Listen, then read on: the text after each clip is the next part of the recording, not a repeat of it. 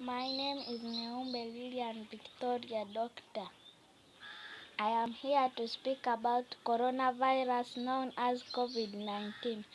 Coronavirus is a very strong disease which came from China, and it is a very strong flu that kills people. I'll begin by talking about the signs and symptoms of coronavirus. Flu, cough, fever, sore throat, difficult breathing. I'll go to the prevention of coronavirus. Through washing hands with soap regularly for at least 20 minutes. Avoid shaking hands. Avoid hugging. Avoid touching dirty surfaces and touching your eyes, nose, and mouth.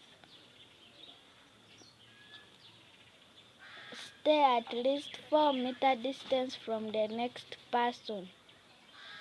Stay away from a person who has flu and cough.